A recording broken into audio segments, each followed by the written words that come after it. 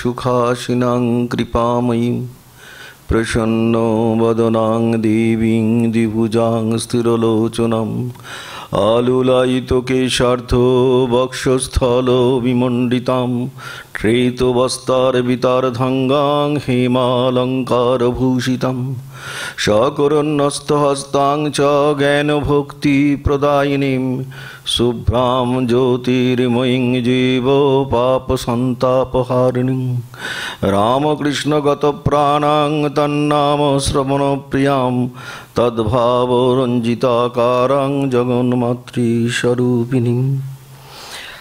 আদ্যাশক্তি পরমা প্রকৃতি মা শারদার আমরা পুণ্যজীবনী অনুধ্যানে সেই অপূর্ব শ্লোকটির অর্থ অনুধ্যান অবগাহন করছিলাম। যারা আপনারা পূর্ব শ্লোক ক্লাসে ছিলেন তারা জানেন যে জয়ন্তী মঙ্গলা কালী ভদ্রকালী কপালিনী দুর্গা শিবা ক্ষমা ধাত্রী স্বাহা স্বাধা নমস্তুতে। মঙ্গলারূপিণী মায়ের কথা আমরা এখনো আলোচনা করিনি।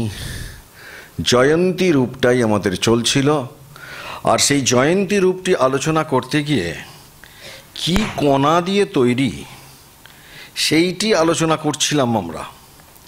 সেই আলোচনাতে একটি অপূর্ব জিনিস ছিল যে মা তিনি প্রেমমূর্তি, এবং প্রেমমূর্তি শারদার মাতৃহৃদয়ে তিনি এমনভাবে প্রেমের জন্য আদর্শের জন্য তিনি এমনই ব্যাকুল ছিলেন। তার লক্ষণ কি ছিল? ভয়হীনতা। গত ক্লাসে আমরা দেখেছি মায়ের সেই নির্ভীকতা, মায়ের সেই ভয়হীনতা, মায়ের সেই তেলোভেলোর মাঠে একাকী এগিয়ে যাওয়া। দেখেছি আমরা যে আজকের যুগে যারা আমরা মাকে সেকেলে বলছি, সেদিনই একজনের সাথে কথা হচ্ছিল, এক অত্যাধুনিক এক মহিলা, যে মা আজকাল চলে না। আমি বললাম মা তো সব থেকে বেশি চলেন। যখন লোডশেডিং হয়ে যায় আপনি ভয়ে কাঁপেন, আর এগোতে চান না, যে রাস্তাটা খুব অন্ধকার, সেই অন্ধকারে গেলে আবার কি বিপদ হবে আপনি চান না। আর মা অন্যের বিপদ হবে বলে নিজের দিকে ছুরির ফলাটি রেখে তোমরা এগিয়ে যাও, আমি ধীরে ধীরে যাচ্ছি।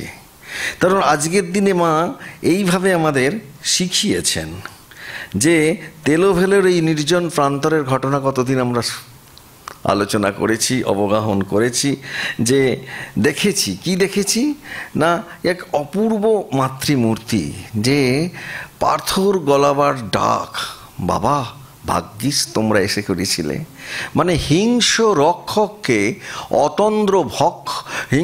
ভক্ষককে অতন্দ্র রক্ষকে রূপান্তরিত করেছিলেন, তাই না? মায়ের একটি ডাক, এবং সেখানে ডাকাত পরিবারের পেশা ভুলিয়ে দিয়েছিলেন, দিয়ে তাকে ভালোবাসার নেশা ধরিয়েছিলেন। মনে আছে আমাদের?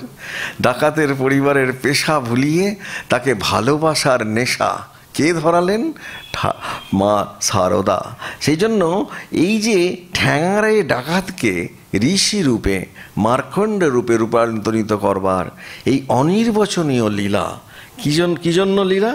না প্রেম মূর্তির জয়। এখানে অসহায় কন্যা, ডাকাত যখন তার পিতা, এখানেই তার জয়। আমরা এই প্রেমমূর্তির জয় অনেক দেখেছি। হরিশের ঘটনা আপনাদের মনে আছে? জানি না এখানে আমি বলেছিলাম কিনা। এখানেও একটা মা হয়েছিলেন বগলা মূর্তি। তখন আর পারলুম না, যখন হরিশ তাকে বিজাতীয় ভাব না দিয়ে আঘাত করতে যাচ্ছেন, তখন দেখেছি মা নিজে সেই মূর্তিতে, বগলা মূর্তিতে বলছেন যে নিজ মূর্তি এসে পড়ল, আমি ওর বুকে হাঁটু দিয়ে জিভ টেনে গালে চড় মারতে লাগলাম। যে মা এত সৌম্য, এত স্নিগ্ধ, এত শান্ত, এত স্থির, সেই মা তিনি হেঁ করে চান, বলছে আমার হাতের আঙুল লাল হয়ে গিয়েছিল।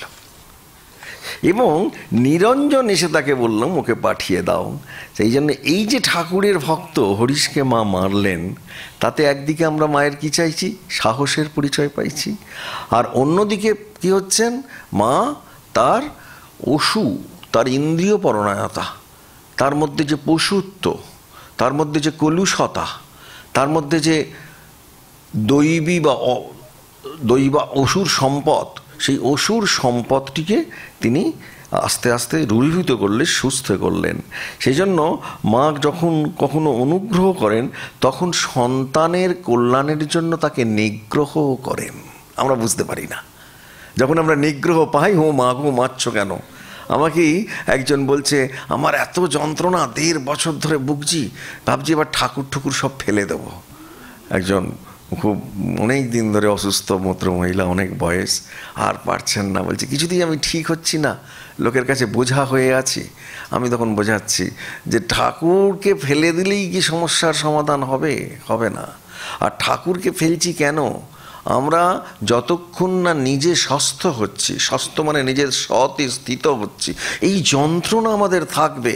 আপনারা যারা সংসারী মানুষ, আপনারা জানেন যে এই যন্ত্রণা প্রতিনিয়ত রয়েছে, শরীরের যন্ত্রণা, সেখানে ভগবানের কিছু করার নেই, কারণ এ আমাদের কর্মফল। যে বলছে আমি তো কোনোদিন কারুর কোনো অন্যায় করিনি, কোনোদিন একটি কুটোকেও আমি করিনি, বলছে সেও বলতে হলে ভগবান আমাদের দেখছেন, বিশ্বাস দেখছেন। সুতরাং তাদের ফেলে দিলে তো বিশ্বাস আসবে না, এই বিশ্বাসটাই আমাদের সব থেকে আগে দরকার। সেই জন্য প্রতি মুহূর্তে মা হচ্ছেন নির্ভীকতার প্রতীক। এই প্রেমটা কি? নির্ভয়তার। এই যত আমরা নির্ভীকভাবে এগিয়ে যেতে পারবো, যেমন আমাদের মনে আছে যে একজন মহিলা, অন্তঃসত্ত্বা মহিলা সিন্ধুবালা, আপনারা অনেকে জানেন যারা পড়াশোনা করছেন, যারা, যে ব্রিটিশ পুলিশের দীর্ঘ পথ হাঁটিয়ে তাকে অবিচারের কথা শুনে মা বলছেন, কি বলছেন, কোনো বেটা ছেলে কি কিছু ছিল না বলে, আমাদের পুরুষ মানে শব্দটিকেই যেন তিনি দ্বিদ্রুপ করছেন, যে দুচর কষিয়ে দিয়ে মেয়ে দুটিকে ছাড়িয়ে আনতে পারে। মার কথা শুনে মনে হয় যে ঘটনাস্থলে যদি মা থাকতেন, আবার বগলামূর্তি হয়ে ওই সেপাইদের দিতেন 2টি চর দিয়ে যেন ছাড়িয়ে নিয়ে আসতেন। এমনই একটি নির্ভীকতা। তার মানে জয়ন্তী কখন হচ্ছেন? নির্ভীক হলে। জয়যুক্ত আমরা কখন মাকে দেখতে পাচ্ছি? যে যখন তিনি নির্ভীক হচ্ছেন, তখনই তিনি জয়যুক্ত হচ্ছেন।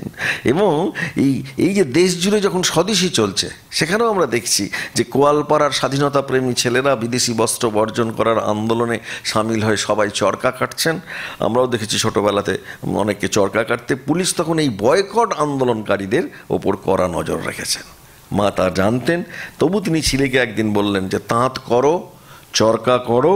আগে তো তাঁতের কাপড় সবাই পরতো, এখন আমি যদি চরকা পেয়ে আমি ছুতা কাটি। অর্থাৎ আপাত লজ্জাশীলা মার হৃদয় ইংরেজদের বিরুদ্ধে এই কথাটা বলতে এতটুকু কাঁপেনি। এইখানেই মা নির্ভীক।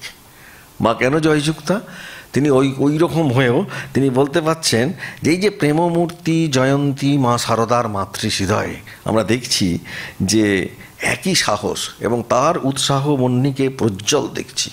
যদিও মার বিশ্বপ্রসারী সন্তানে আমরা দেখব ইংরেজও তার সন্তান, কিন্তু যখন যন্ত্রণা এবং অত্যাচার, তখন কিন্তু মা সেখানে যে যন্ত্রণা দিচ্ছে তার বিরুদ্ধে বলতে বিন্দুমাত্র তিনি কুণ্ঠিত হচ্ছেন না। এবং সব থেকে শেষ দৃষ্টান্ত যেটা আমাদের অবাক করে দেয় মায়ের নির্ভীকতার, ওই সময় যেখানে গোপাল কৃষ্ণ গোখলেকে ইংরেজদের সঙ্গে চা খাবার অপরাধে তাকে তার মারাঠি সমাজ, ব্রাহ্মণ সমাজ তাকে গ্রহণ করেছিল কিভাবে না, তাকে প্রায়শ্চিত্ত করতে হয়েছিল গোবর এই সমস্ত কিছু খেয়েটে, যেটা হয় আগেকার দিনে ছিল। সেখানে মা কি করেছিলেন? নিবেদিতা, সারাবুল, ম্যাকলাউড এই যে শিষ্যদের যখন স্বামীজি পাশে নিয়ে এলেন, তিনি কন্যারূপে সাদরে বরণ করলেন, তাদের সঙ্গে প্রসাদ গ্রহণ করলেন। তখনকার গ্রোণা হিন্দু সমাজে ব্রাহ্মণ বিধবা, আমার মনে রাখতে হবে, ব্রাহ্মণ বিধবা এহেন আচরণ শুধু দুঃসাহসিক নয়, যথার্থ বৈপ্লবিক। এটা মাথায় রাখতে হবে আমাদের। কেন জয়ন্তী মা? তাই মা জয়ন্তী। আচ্ছা, নিবেদিতাকে নিজে আবাসে ঠাঁই দিতে পেরেছিলেন কারণ কি? তার আদর্শ প্রেম।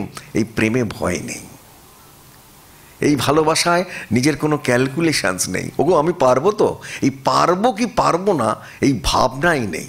এই ভাবনা যেখানে নেই সেখানেই মা প্রাসঙ্গিক।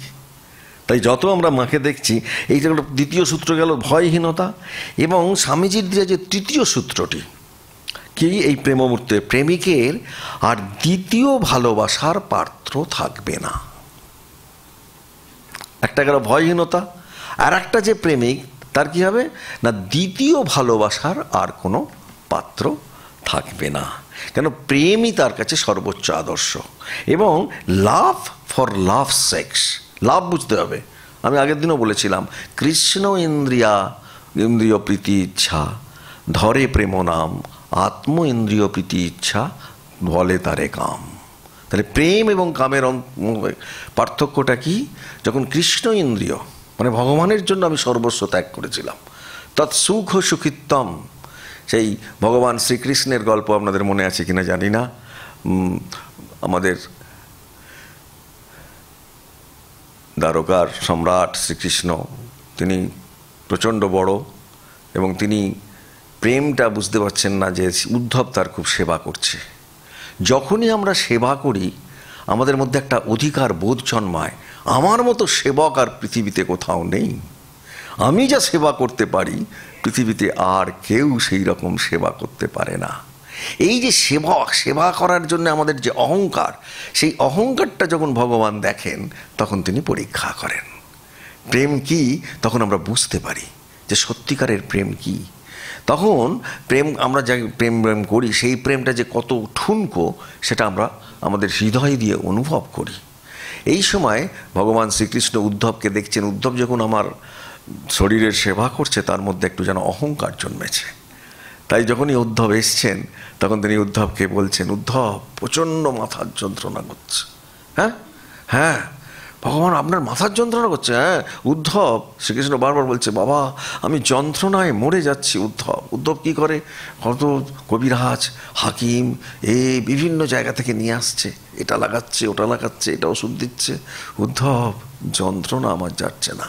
বহুত বড় বড় কবিরাজ চিকিৎসক সম্রাট তো তিনি সমস্ত পৃথিবীতে যত রকম কবিরাজ আছে সব নিয়ে এসছেন, কিন্তু কিছুতেই হাঁটছে না।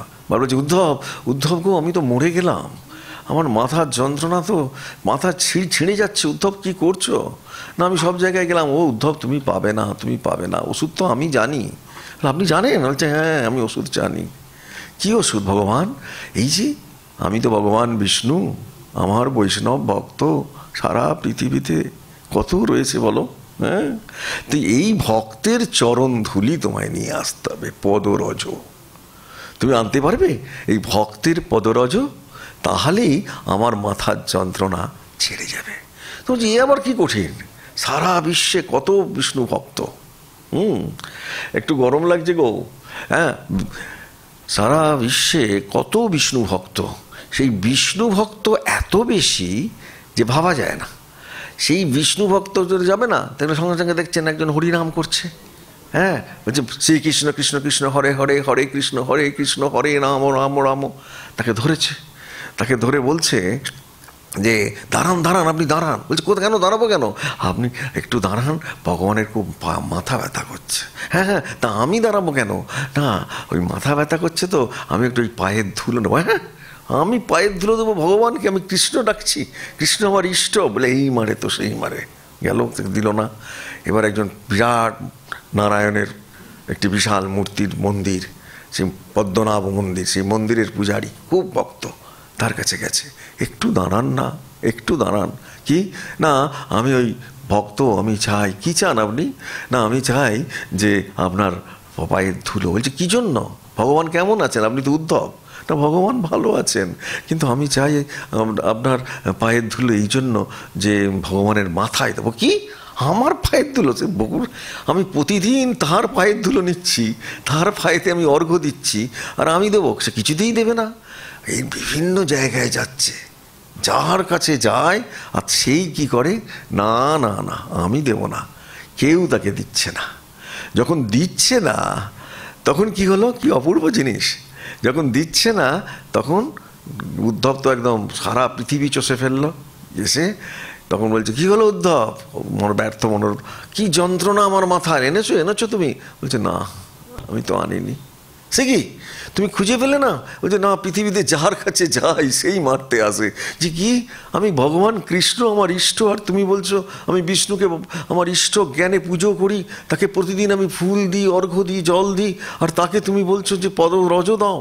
না, আমি তো পারবো না পদরজ দিতে, আমার পক্ষে তো সম্ভব নয়, এটা তো আমার পক্ষে কোনোদিনই সম্ভব নয়। বারবার তাহলে তাহলে তাহলে কি হলো? ও তুমি সব জায়গায় গেছো, কিন্তু এক জায়গায় তুমি যাওনি গো। কোথায়? বৃন্দাবনে। আমাকে ভালোবাসে তো একজনই রাই। আমি 8 বছর বয়সে ওদেরকে ছেড়ে এসেছি, জানো কানা? ওরা আমার থেকে কত বড়, ওরা আমাকে ভালোবাসে মন প্রাণ শ্রম দিয়ে। তুমি একবার যাও, গেলেই পাবো। বলছেন, হ্যাঁ তুমি একবার যাও, গিয়ে দেখো না পাও কিনা। বৃন্দাবনে গেছেন, যখন বৃন্দাবনে গেছেন, গোপীরা সব কৃষ্ণ বিরহে সব কাঁদছে। এই উদ্ধবকে জিজ্ঞেস করছে, তুমি কোথা থেকে আসছো? না, আমি দ্বারকার সম্রাট শ্রীকৃষ্ণ। বলে, কৃষ্ণ তো আমরা বুঝি না, কানা, আমাদের কানাই। বলছে, হ্যাঁ ওই কানাই, আমরা কানাই চিনি, কৃষ্ণ চিনি না। আমাদের কানাই কেমন আছে? বলছে, কানাই খুব কষ্ট, খুব কষ্ট। বলছে, হ্যাঁ বড্ড কষ্ট। কি চাই কানাইয়ের? তোমরা তো কৃষ্ণ ভক্ত। হ্যাঁ আমরা তো কৃষ্ণের ভক্ত, সারা জীবন এখনো তার নাম করছি। সেই কবে আমাদের ছেড়ে চলে গেছে কৃষ্ণ, এখনো তাই আমরা কৃষ্ণ কৃষ্ণ করে যাচ্ছি। ভগবান তুমি গেলে কোথায়? বলে বারবার কাঁদছি, আমরা তো কৃষ্ণকে চাই। তাহলে কি চাই? না, তোমাদের পায়ের ধুলো চাই। পায়ের ধুলো? সব গোপী বলছে, আমার পায়ের ধুলো নাও, আমার পায়ের ধুলো। সবাই পা থেকে ধুলো নিয়ে দিচ্ছি।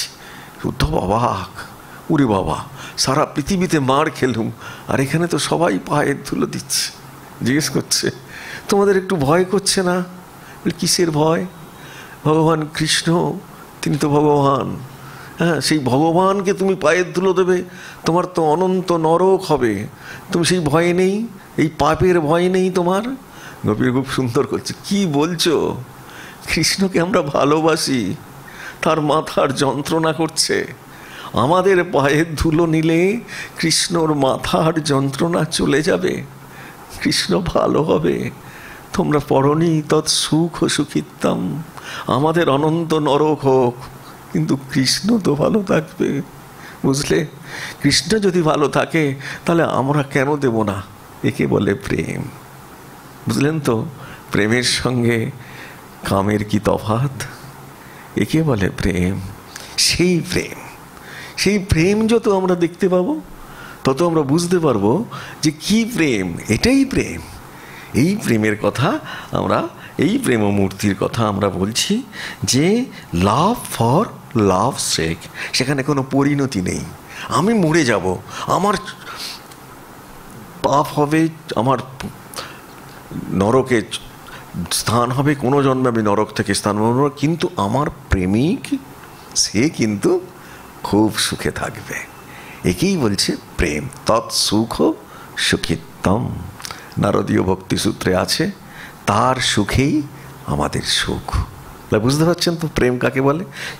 মায়ের এই তৃতীয় লক্ষণটি নানা ঘটনার মধ্যে হচ্ছে। কীরকম? আমাদের মনে আছে, সব ঘটনা আমরা জানি, যেহেতু আমরা মায়ের জীবনী সবাই পড়েছি। ঠাকুর প্রতিবাদ করে বলছেন, তার যখন ছেলেদেরকে বেশি রুটি খাওয়াচ্ছেন সাধন ভজনে, এখানে এসছে আর তুমি ওকে বেশি করে খাওয়াচ্ছ, মাতৃত্বের অধিকারে ঠাকুর হাত দিয়েছেন। মা সেটা সহ্য করবেন না, তাই রামকৃষ্ণগত প্রাণা, মাকে, সারদাকে, শ্রীরামকৃষ্ণকে ভালোবাসেন, কিন্তু আদর্শের জন্য মাতৃত্বকে তিনি, যেখানে সন্ন্যাসের সঙ্গে সংঘর্ষ হচ্ছে মাতৃত্বের, সেখানে তিনি আকাঙ্ক্ষিত। ও দুখানি বেশি রুটি খেয়েছে বলে তুমি ভাবছো কেন?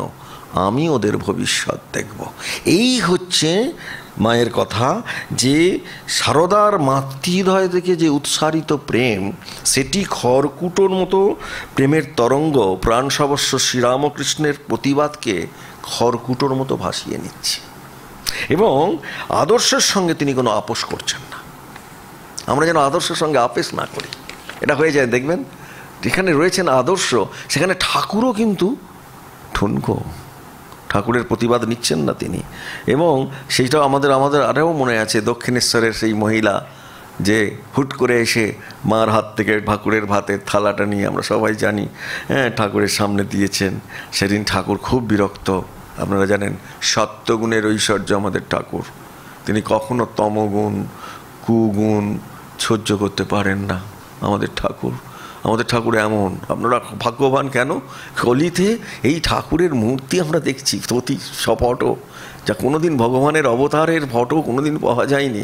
আমরা ভাগ্যবান, আমরা ফটো দেখছি, ঠাকুরকে বারবার আমাদের প্রাণের আরতি জানাচ্ছি। সুতরাং আমাদের ভাগ্যের তুলনা নেই। তাই সেই যে ভাগ্যের তুলনা নেই, সেদিন ঠাকুর যখন বিরক্ত হলেন, শুদ্ধ স্বভাবের ছিলেন তো, তাই কেন না মহিলাটি শুদ্ধ স্বভাবের ছিল না। তাই মায়ের কাছে ঠাকুরের কথা চেয়েছিলেন যে এই ঘটনার যেন পুনরাবৃত্তি না হয়। বলছেন তুমি যেন আর কাউকে দেবে না। মা কিন্তু এবারেও তার কিন্তু আদর্শ, মাতৃত্বের আদর্শ, এই তো প্রেম। ঠাকুরকে কিন্তু ভালোবাসেন না, বাঁচেন, কিন্তু মাতৃত্বের আদর্শ থেকে তিনি সরলেন না। তিনি বলছেন তোমার খাবার আমি নিজেই নিয়ে আসব, কিন্তু আমায় যদি মা বলে কেউ চায় আমি তো তাকে না করতে পারবো না। দেখ, মাতৃত্বের সঙ্গে প্রেমের আদর্শের কি অপূর্ব সংঘাত। এই জন্য আমাদের মা এত প্রিয়। আমরা সবাই মার কাছে কেন যে আসি এই মায়ের কথা শুনতে। একজন বলছেন মা, মায়ের কথা শুনবো, মায়ের কথাই তো শুনবো, আর কার কথা শুনবো? মা ছাড়া তো আমাদের কোনো গতি নেই, মাই তো আমাদের রেখেছেন। এবং সেটা আরেকটা মনে আছে আমাদের, যে মাতৃহৃদয়ের বিকশিত যে প্রেমের এই পরাকাষ্ঠা, হ্যাঁ, ঠাকুর শ্রীরামকৃষ্ণ বহুভাবে সেটা দেখেছেন। সেই ঘটনাটা কি উদ্বোধনের, বিপদগামিনী মহিলারা মায়ের কাছে আসা যাওয়া করছে, খুব জল ঘোলা হচ্ছে, হ্যাঁ, বলরামবাবু স্ত্রী এবং অন্যরা আপত্তি জানাচ্ছেন যে ওই মহিলা এখানে এলে আমরা আর আসবো না, এবং মাকে প্রেশার সৃষ্টি করছে যে সে যেন আর না আসে। মা সে কথা জানতে পেরেছিলেন, এবং বলরামবাবুর স্ত্রী, মাস্টারমশাইয়ের স্ত্রী, এইরকম সব বড় বড় সব মানুষ যারা অভিজাত ঘরের মহিলা, সেখানে মা বলছেন ওরা যদি না আসতে চায় না আসুক, ওদের জন্য আমি এই অসহায় মেয়েকে আমার কাছে আসতে বারণ করতে পারবো না। আমি মা, সকলের মা, আমি ছেড়ে দিলে সে দাঁড়ায় কোথায়? এইরকম একটি মা। ওই যিনি অত্যাধুনিকা মহিলা, আমি তাকে জিজ্ঞেস করি পারবেন আপনি কলগালের সঙ্গে থাকতে? মা যাকে আশ্রয় দিয়েছেন, যে তথাকথিত কলগাল, তাকে বাড়িতে আশ্রয় দিয়ে রাখতে পারবেন? মার কথা কি বলছেন যে মা পারেন না? আমাদের মা অনেক অত্যাধুনিক। আমাদের মা আপনার এই ছোটো আধুনিকতার থেকে অনেক বেশি আধুনিক। আমাদের মা যখন আমি বলছিলাম আমাদের মা তো আপনাদের থেকে অনেক বেশি মুক্ত, একটি সংস্কার মুক্ত মানসিকতার অপূর্ব একটি বিগ্রহ। তাকে বলেন কি আপনি? সব থেকে বেশি মা দরকার আমাদের জীবনে, প্রতি পদে পদে। মাকে সাজিয়ে রাখার জন্য নয়, মা কি জন্য? জীবনে প্রতিটি পদে পদে মাকে অনুসরণ করার জন্য মা দরকার। আমরা সেই মাকেই গ্রহণ করি। বলছেন কি আপনি? সুতরাং আমাদের মনে রাখতে হবে যে জয়ন্তী মায়ের প্রেমমূর্তির কথা। এবং তিনি আরেকটি বলেছেন, যারাই আমরা যত দোষ করি না কেন, দোষ তো আমাদের সবার আছে, কার নেই? পদে পদে আমাদের দোষ আছে। মা বলছেন আমার কাছে আসবে না তো কার কাছে যাবে? আমি কি কেবল ভালোরই মা? আমি তো মন্দেরও মা। কি অপূর্ব কথা! আমি মন্দেরও মা। মা ছাড়া এমন অপূর্ব বাণী আমরা কোথায় শুনেছি বলতো? তিনি জয়ন্তী নন, তিনিকে জয়ন্তী বলবো না? এত সুন্দর একটি মাতৃমূর্তি, প্রেমমূর্তি, তাকে আমরা জয়ন্তী বলবো না যে তুমি মা?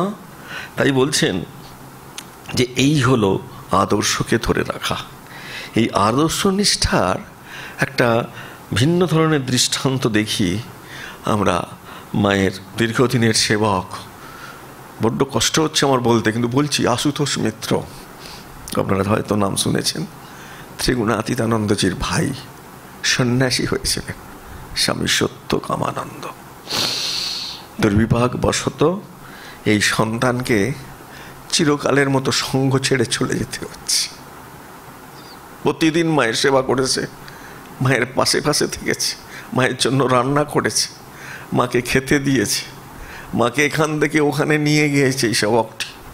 প্রতি মুহূর্তে মাকে কোঠারে তার অনেক সুন্দর একটি বই আছে, শ্রীমা আশুতোষ মিত্র, আপনারা পড়বেন, অপূর্ব বই। সন্তানটিকে মাও খুব ভালোবাসেন, কিন্তু সংঘ নির্দেশ দিয়েছে তাকে ছেড়ে যেতে। তাই মা ভালোবাসলেও মা সঙ্গ জননী, তিনিও সঙ্গে তাকে রাখলেন না। একদিকে ত্যাগের আদর্শ, অন্যদিকে সন্তানের প্রতি তার ভালোবাসা, এই দুটি আদর্শকে একসঙ্গে মা রক্ষা করেছেন। জয়ন্তী, কি অপূর্ব! আশুবাবু লিখছেন, আশুতোষ মিত্র তার ওই শ্রীমা বইটাতে অপূর্ব কথা লিখছেন। আমাদের জানা দরকার যে কে মা, কেন আমরা মাকে ভালোবাসবো। তিনি বলছেন, বিদায়কালে শ্রীমাও কাঁদিতেছেন, সন্তানও কাঁদিতেছে, দুজনেই অনেকক্ষণ ধরে কাঁদছে, মাও কাঁদছে, ছেলেও কাঁদছে, চলে যাবে।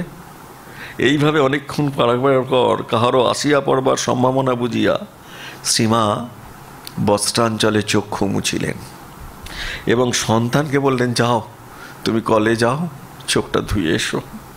আর বললেন, এসো বাবা, যেখানে বলছি সেখানে গিয়ে থাকোগে, কিন্তু যেন আমি তোমার কাছে সব সময় আছি। স্থূল দেহ থেকে তুমি আমার কাছ থেকে দূরে যাচ্ছ, কিন্তু আমি আছি তোমার কাছে।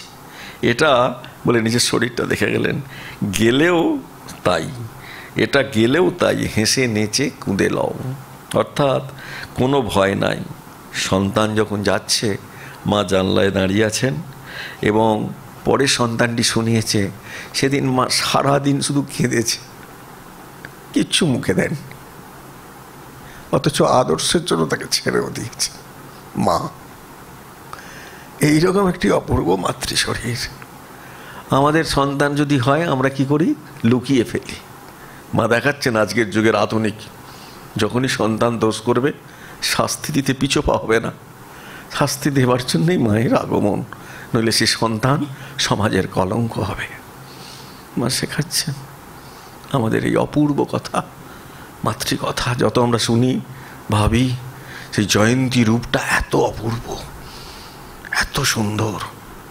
সেই জন্য সেবক আগে একদিন মাকে প্রশ্ন করেছিলেন যে এই যে স্নেহ চিরকাল পাবো তো? মা উত্তরে বলছেন, না, হ্যাঁ গো, নিশ্চয়ই পাবে, আমার এই ভালোবাসায় জোয়ার ভাঁটা নেই। এটা মনে রাখতে হবে। আমরা যাই করি না কেন, মা কখনো মুখ ফেরান না। আমি কষ্ট পাচ্ছি শরীরে, তার জন্য আমি তো মাকে ত্যাগ করতে পারি না। পারি কি? আমার কষ্ট বাড়ছে বলে মা ত্যাগ, এটা কি সম্ভব? মাকেই বলবো সেই কুন্তির মতো দুঃখ নব নব। মনে আছে আপনাদের যে যখন কুন্তি ভগবান শ্রীকৃষ্ণ বিদায় নিচ্ছেন, তিনি তার পিসির ছেলেদের রাজ সিংহাসনে অধিষ্ঠিত করে যুদ্ধ জয় করে কুরুক্ষেত্রের চলে যাচ্ছেন। মনে পড়ছে আপনাদের সে কথা? তখন কুন্তির কাছে যখন বিদায় নিচ্ছেন, বলছেন, বুয়া তুমি আমার কাছে বর নাও। বুয়া বলছেন, হিন্দিতে মনে হয় বুয়াই বলে, বর কি নেব? তবে একটা বর দাও। কি বর? দুঃখ নব নব, নতুন নতুন দুঃখ দাও। অবাক হয়ে গেছে কৃষ্ণ, কি রে বাবা, তুমি দুঃখ চাইছো? বলছে, কেন বুয়া, তুমি দুঃখ চাইছো কেন? বলে, আমরা যখন দুঃখে ছিলাম, যত গৃহদাহ, তুমি ঠিক এসেছো সামনে। যখন আমরা 12 বছর বনবাসে ছিলাম, তোমাকে যখন ডেকেছে পেয়েছি। অজ্ঞাতবাসে তুমি সব থেকে বেশি সাহায্য করেছো আমাদেরকে, যুদ্ধে তুমিও আমাদের সঙ্গে ছিলে। আজ আমাদের শুভ, আজ আমাদের সুখের দিন, তুমি চলে যাচ্ছ, তোমাকে যে হারাবো আমি। বলে কুন্তি কাঁদছে,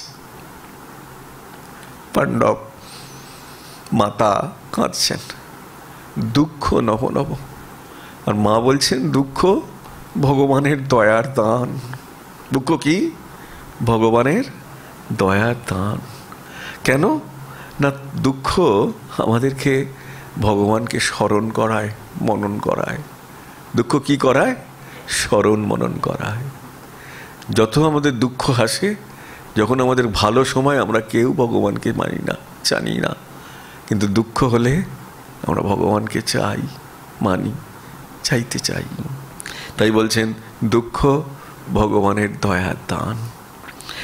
এই যে স্বামীজির ভাষায় যে তৃতীয় কোণ, যেখানে প্রেম এবং প্রেমাস্পদ একীভূত হয়ে যাচ্ছে, সেখানে কি হচ্ছে না, সর্বদাই প্রেমাস্পদের প্রতি এই প্রেম কি ঈশ্বরীয় প্রেম। এই প্রেম কীরকম প্রেম? মুক্ত প্রেম। এবং যার উপরে এই প্রেমের কিরণ পড়ে সে মুক্ত হয়ে যায়।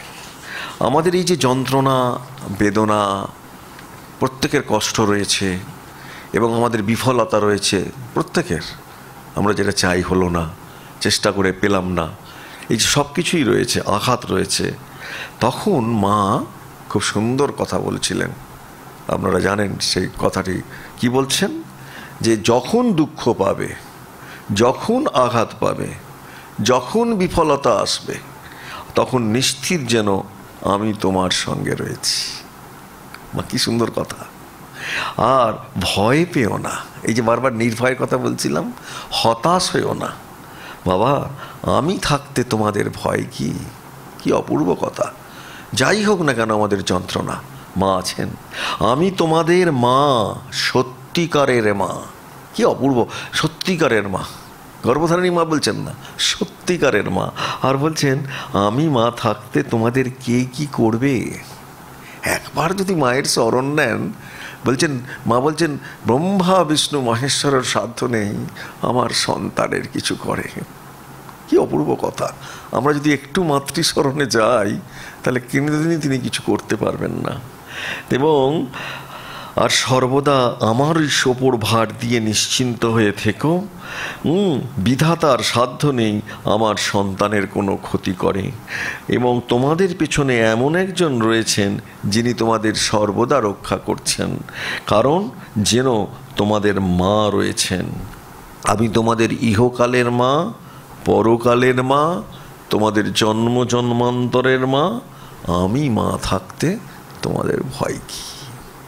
এই হচ্ছে জয়ন্তী মায়ের একটি বেদ বাক্য, না মহাবাক্য। এই বাক্য কি করবে? আপনাকে অনুপ্রেরণা দেবে। প্রতিনিয়ত আমাদের স্বার্থিক জীবনে বড্ড যন্ত্রণা, কিন্তু মা প্রতি মুহূর্তে ওই যন্ত্রণাকে বেদনাহীন করার জন্য যেন ওই ভাষা দিচ্ছেন, বারবার বলছেন আমি তো আছি, তুমি পারবে, ঠিক পারবে, এই যন্ত্রণাও তুমি সহ্য করতে পারবে। ওই মহিলা বলছিল আর পাচ্ছি না, আমি বলছি নিশ্চয়ই পারবে। পারবে কেন না, মা তোমার কাছে আছে। মা কি করবেন? মাই তোমাকে আস্তে আস্তে এই যন্ত্রণাহীন, বেদনাহীন তোমাকে পথ দেখাবেন মা। এটাই মায়ের সব থেকে বড় কথা, এটাই মায়ের দায়বদ্ধতা। তিনি মুক্তির ছাড়পত্র দিতে তিনি খুবই, এবং সবাইকে নির্ভয় করতে। আমরা যখনই কোনো ভয় পাবো, যখনই কোনো যন্ত্রণা হবে, তখনই মা কি করেন না, আমাদেরকে মা পথ দেখান। এইরকমই যে মা যখনই যন্ত্রণা হয়, যখনই আমরা দিশেহারা হয়ে যাই, এইরকমই একটি অপূর্ব ঘটনা স্বামী অবজোজানন্দজি, আপনারা নাম শুনেছেন কিনা জানি না, আমাদের অনেক সিনিয়র সন্ন্যাসী, শ্রদ্ধেয় ব্রহ্মলীন, তিনি চলে গেছেন। তিনি মায়ের কাছে অপূর্ব একটি মায়ের বই লিখেছেন, আপনারা হয়তো কেউ কেউ সংগ্রহে আছে। সেই বইতে একটি অদ্ভুত ঘটনার কথা তিনি বর্ণনা করেছেন। মহারাজ তখন জয়রামবাটি স্কুলের হেডমাস্টার, প্রধান শিক্ষক। সেই সময় উনি মায়ের কথা শোনার জন্য তাজপুর গ্রামে গেছেন। তাজপুর গ্রাম, যারা আমরা মায়ের কথা পড়েছেন, মায়ের জীবনী পড়েছেন, তাজপুর আমাদের চেনা, কারণ তাজপুরেরই জমিদারের ছেলে মন্মথনাথ চট্টোপাধ্যায়ের সঙ্গে যোগমায়া রাধার বিবাহ হয়েছে। এটা আপনারা জানেন অনেকে যারা পড়াশোনা করেছেন। সেই তাজপুরের গিয়ে উনি জিজ্ঞেস করছেন যে এখানে নাকি একজন বৃদ্ধ আছে, একজন গোয়ালার ছেলে, তা সে নাকি মাকে দেখেছে, হ্যাঁ, এবং সে নাকি মার কথা জানে। তা মহারাজ খুঁজতে খুঁজতে চলে গেছেন অনেক দূরে, যে মায়ের কথা শুনবো। এই যে এত আমরা মায়ের কথা শুনছি, দেখবেন মায়ের প্রতি আকর্ষণ আসবে। সত্যি তো মা কিরম ছিলেন, আমরা তো জানতে পারছি না মা কেমন, মা সত্যি কেমন। মা কি ওই রকম ছিলেন? আমরা যে এত তার কথা শুনছি, হ্যাঁ, এত তার কথা ভাবছি, হ্যাঁ, তখন ওইটা মার কথা শুনবেন বলে তিনি কি করলেন না, খুঁজছেন, একে ওকে জিজ্ঞেস করছেন, সবাই জিজ্ঞেস হচ্ছে না উনি নেই, এবারে উনি চলে গেছেন বলে ওরা তখন ব্যর্থ মনোরথ হয়ে ফিরে আসছে। হঠাৎ দেখতে পাচ্ছেন যে যখন সন্ধ্যা হয়ে যাচ্ছে একটা বৃদ্ধ আসছে। তখন এই এই যে লোকটি ছিল বলছে এই তো এনার কথাই বলছিলাম, ইনি মাকে দেখেছেন। সঙ্গে সঙ্গে মহারাজ গিয়ে যে বলছেন যে আপনি নাকি মাকে দেখেছেন? হ্যাঁ, সেখানে তখন এরা বলছেন যে হ্যাঁ মাকে আমি, তখন তিনি খুব সুন্দর কথা বলছেন যে ওই বৃদ্ধ বাড়ি ফেরেননি, ফিরে এসছেন আলপথে, হ্যাঁ, তখন তিনি বলছেন শুনেছি জয়রামবাটিতে মা শারদাকে আপনি দেখেছিলেন, তা তাজপুরের প্রায় সবার মুখেই একটা কথা শুনতে পেলাম, তাই আপনাকে দেখবার বড় ইচ্ছা হচ্ছিল যে আপনি মাকে দেখেছেন। আমরা যখন দীক্ষা নিলাম, আমার গুরুদেব ছিলেন শ্রীমৎ স্বামী বীরেশ্বরানন্দজি, তখন মাকে দেখেছেন, মার কাছে গেছেন, দীক্ষা নিয়েছেন, এবং যারাই মায়ের সন্তান তারা যেন কীরকম একটা গলে, মানে কি বলবো, এত নরম, কীরকম যেন। আমি সারদেশানন্দজিকে দেখেছি, অপূর্বানন্দজিকে দেখেছি, অক্ষয় চৈতন্য মহারাজকে দেখেছি, এত মানুষকে দেখেছি, এদের দেখেছি এরা যেন কীরকম মানে গলে গেছেন, মাতৃস্নেহে গলে যাওয়া বলে। হ্যাঁ, আমার গুরুদেবের পাটা এত নরম ছিল, যখনই প্রণাম করতাম মনে হতো যেন একটা পাখির পালকের মধ্যে ভাত দিয়েছি। অপূর্ব স্বামী বীরেশ্বরানন্দজি, হ্যাঁ, তিনি এমন একটি মানুষ ছিলেন যে পর্বত বুঝতে পারতেন। সেই জন্য যখন বলছেন যে পথের মধ্যেই আপনাদের সামনাসামনিতে আপনাকে এনে দিয়েছেন মা, খুব আনন্দ হচ্ছে, যে আপনাকে যা মনে আছে দু একটা কথা কি আমাদের শোনাবেন? তাহলে আপনি অনুমতি করলে আমরা পরেও একদিন আসতে পারবো আপনার সুবিধে মতো, হ্যাঁ, এমনকি আপনি চাইলে তাজপুরেও ঘুরতে পারি আপনার সঙ্গে, এবং আপনার কাছে একটু বলুন। তখন এই মিনতি শুনে বৃদ্ধ হাতের লাঠি কাছাকে বকলে নিয়ে কিঞ্চিত মৃদু ভঙ্গিতে লক্ষ্য করলেন লণ্ঠনের ক্ষীণ আলোয় মৃদু জ্যোৎস্নার সঙ্গে মিশে তার স্নিগ্ধতর চেহারা, কি সুন্দর মহারাজ লিখেছেন, নিয়েছিল, তাতেই ব্যাস দেখা যাচ্ছিল যে বৃদ্ধের চোখ দুটি কেমন একটা আবেশে ছলছল করছে, যেই মায়ের কথা শুনেছে। মার কথা বলুন, এবং তার ছোট্ট দুণ্ডবন্দি করুণ কণ্ঠে জানালেন, কি শোনাবো, আমরা হলাম গড়াগায়ের গোয়ালা, কিছুই জানতাম না। দেশের লোক তখন কি কিছু জানতো বাবা? মা শারদা, হ্যাঁ তাকে জানতাম, বড় ভালোবাসতেন, সকলকে আদর করে কাছে বসিয়ে প্রসাদ দিতেন, মুড়ি খাওয়াতেন। মা তখন তো আর এই প্রসাদ নেই, কি দিতেন? মুড়ি খাওয়াতেন, আমাদের সুখ দুঃখের খবর নিতেন, ব্যাস এইটুকু মাত্র জানি। মায়ের অনেক স্নেহ আশীর্বাদ আমার বাবা পেয়েছেন। তিনি দুধ দিতেন কি না, কলকাতা থেকে মহারাজ এলেই আমার বাবার ডাকপত্র, দুধের জন্য মা বলতেন, আমিও যেতুম মায়ের বাড়িতে ঘটিতে করে দুধ নিয়ে। বাবা যখন পাঠাতেন, দুধের ঘটি খালি করেই বসে পড়তুম মার দুয়ারে, মাকে পেন নাম করতুম পা ছুঁয়ে, মুড়ি দিতেন, বাড়ির কথা জিজ্ঞেস করতেন, চলে আসতুম। বড় মিষ্টি ছিল বুঝলে মায়ের কথাগুলো, কি সুন্দর বলছেন বুড়োটি, মায়ের কথাগুলো বড় মিষ্টি ছিল জানো, তাই ঘরে গিয়েও তাকে ভোলা যেত না, ভাবতুম করে আবার যাব। তাই আমি সব বললাম মুখ্য আমি, হ্যাঁ, মায়ের মূর্তিখানি আমি কিন্তু ভুলিনি এখনো, এত বয়স হয়েছে। কে তিনি, কোথা থেকে এলেন, কোথায় বা গেলেন কিছু জানি না, শুধু একটু জানি যে আমাদের খুব ভালোবাসতেন, আর সংসারে মা বাপও এমন ভালোবাসতে পারে না। একটু মুড়ি খেয়েছেন, একটু মা বলেছেন, তাতেই বলছে সংসারে মা বাপও এমন ভালোবাসতে পারেন। আমি আজও সেই ভালোবাসা নিয়েই আছি, আমরাও মায়ের ভালোবাসাটা নিয়েই থাকি। তাই তিনি বলছেন, বৃদ্ধ এই পর্যন্ত বলেই তিনি কেমন একটা আনমনা হয়ে গেলেন। তাকে জিজ্ঞাসা করা হলো, মায়ের মূর্তিখানি যদি এখনো বলেননি, তাহলে আমাদের একটু বলুন না মাকে কেমন দেখতে। কি অপূর্ব তার এটা, একটু বলুন মাকে কেমন দেখতে। দেখলাম তিনি সম্পূর্ণ নির্ভয় হয়ে গেলেন, মুখে কথা নেই, দাঁড়িয়ে আছেন, চোখ দুটো জলজল করছে। এবং বৃদ্ধের অবশেষে কিছুক্ষণ বাদে কি কেন তিনি নির্বাক হয়ে গেলেন, তিনি বলছেন, তাহলে শোনো, মাকের যে কথাটা আমাদের আজও মনে আছে তোমায় বলি। একদিনের ঘটনা ছবির মতো আঁকা রয়েছে, তোমরা এতবার করে শুনতে চাচ্ছ, তাই মায়ের কথা তোমাদের বলছি। কি বলছি, যে মুখ্য বুড়োর কথা, আমার 4 কোটির বেশি বয়স, দেখো মাথাটা কিন্তু মা ঠাকুরের দয়াতে ঠিক আছে, আমাকে পাগল টাগল ভেবুনি বাপু। খুবই ছোট আমি তখন। ওই যে মাঠ দেখছো, সেই হোতায় যেতুম গরু চড়াতে। আরও সব বাগাল, রাখাল বালকদের কি বলতো, বাগাল। আরও বাগালরা আসতো। আমাদের গরু বাছুর গুনতিতে ছিল মেলা, মাঠময় চড়ে বেড়াতো। আমরা ছেলের দলও তখন খেলতাম, গল্প করতাম, আবার ঘরে ফিরতাম।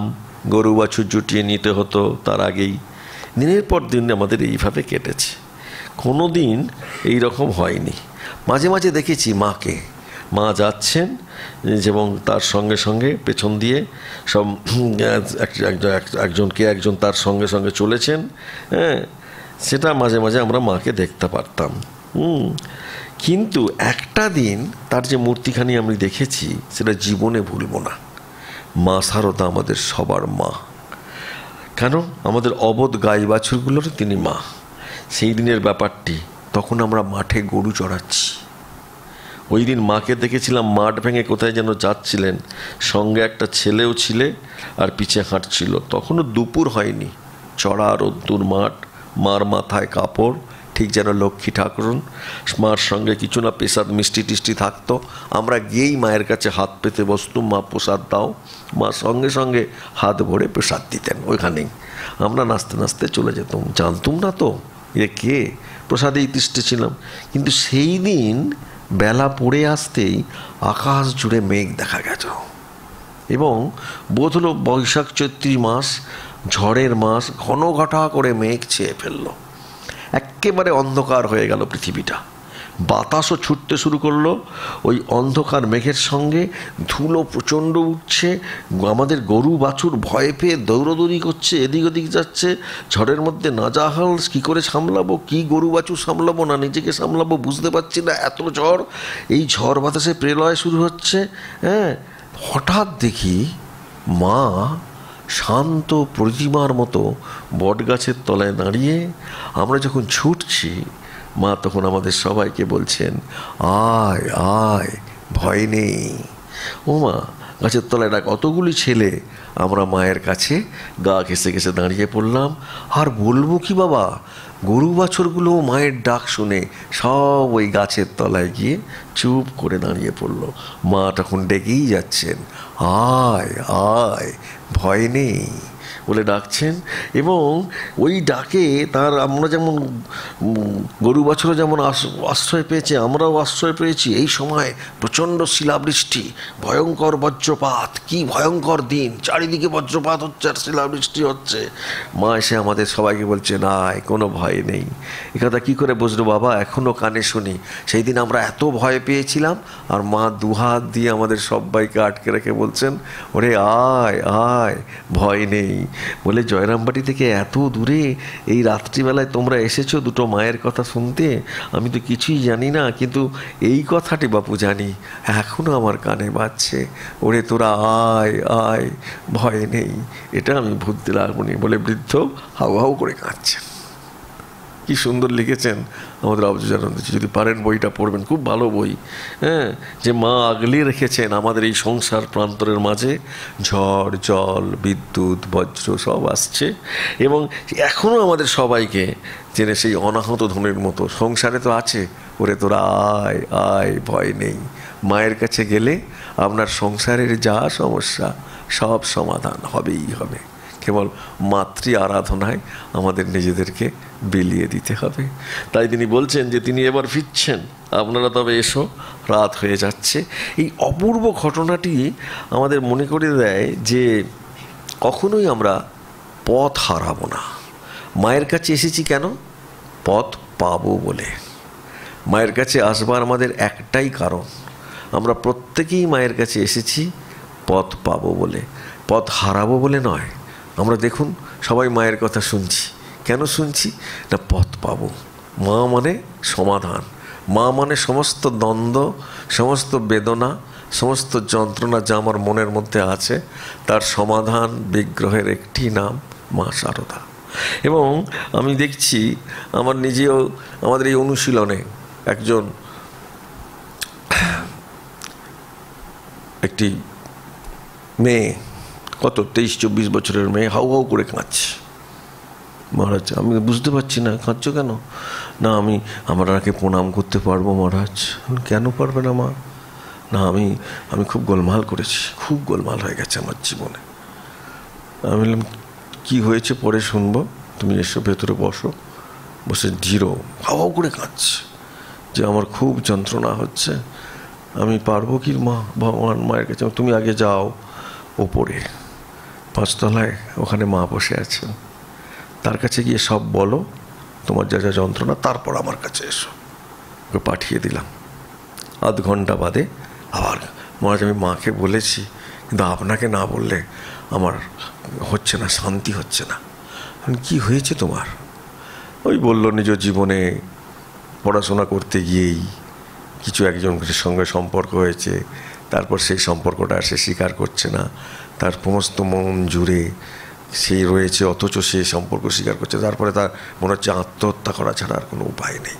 তাহলে সে কি, তুমি মায়ের কাছে এসছো, আর ওই রকম জীবনে যেতে গেলে হোঁচট কতই খেতে হয় মা বলেছেন।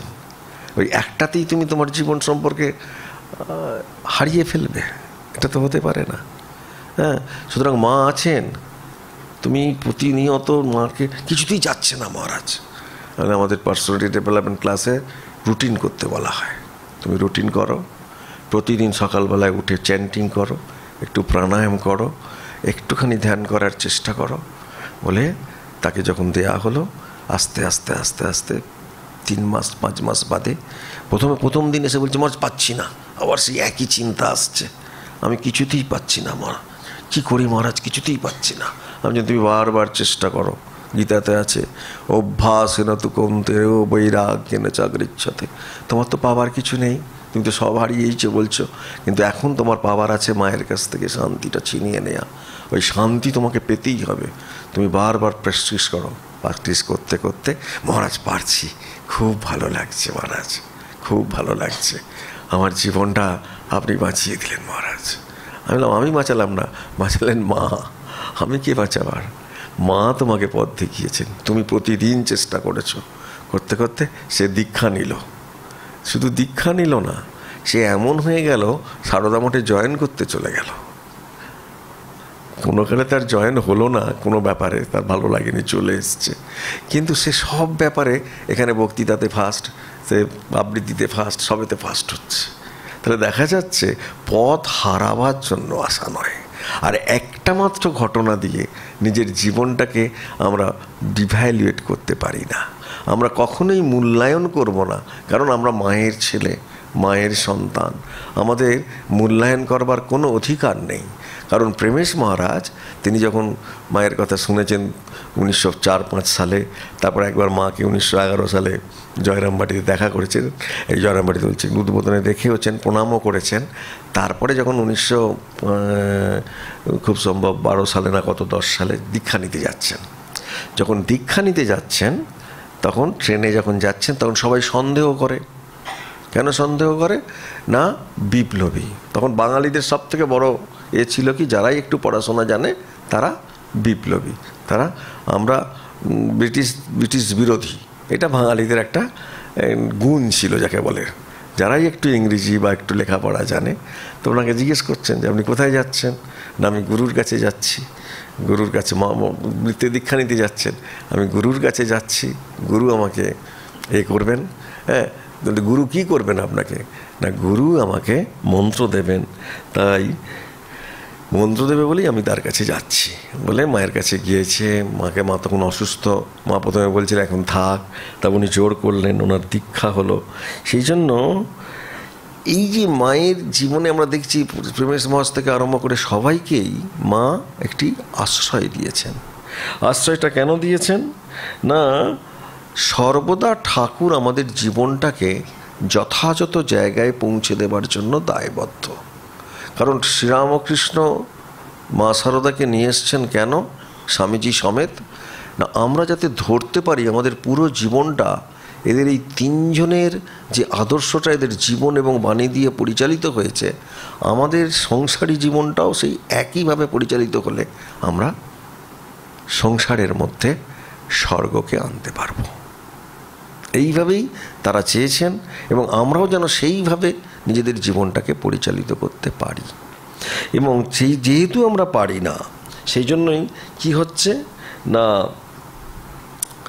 মা শারদাকে আমরা দেখেছি যে তিনি এখনও কষ্ট করে যাচ্ছেন। কেন না, প্রতি মুহূর্তে মা কষ্ট করছেন কেন না, তিনি ছলছল চোখে আমাদের দিকে তাকিয়ে আছেন, যাতে আমরা নিজেরাও তার মতো কষ্ট করে নিজেদের জীবনটাকে, কেন মায়ের মতো কষ্ট করব আমরা?